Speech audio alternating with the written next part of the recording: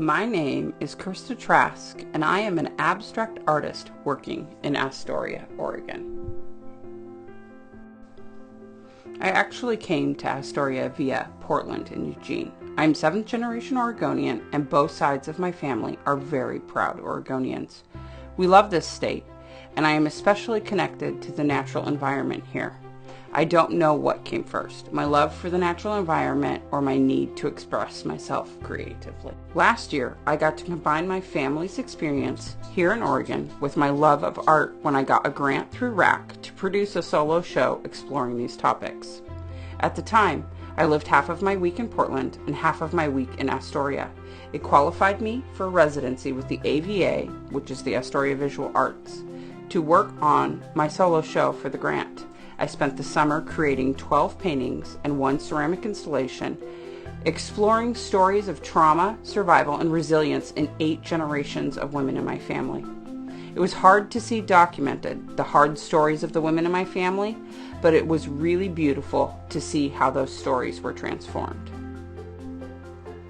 Unfortunately, during that time I went through a divorce and needed to make a decision about where I was going to live. I chose Astoria because it felt so much like the rural Oregon home I grew up in.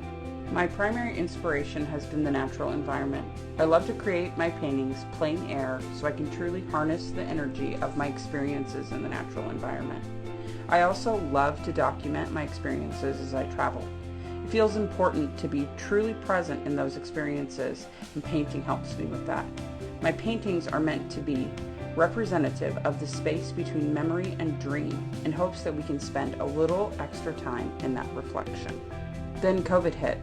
The gallery my studio was in closed down, and I had to find a new studio immediately. I was on the waiting list for a new studio in the Van Dusen building, but nothing was open yet. Glenn rented me a basement space to store my stuff, and once again, the AVA let me use the residency studio upstairs. After getting into the residency studio, I started to work on paintings that reflected the other side of COVID. I created tool extensions for all of my tools so that I could not stand any closer than 6 feet to my work. I put marks on the floor and began to work on a new series of work that explores social distancing. Those pieces are huge, many of them 4 foot by 3 foot, and juxtapose those tiny daily experiences in ways that really feel appropriate for the time we're living in. Like all hard things, good things often come from them.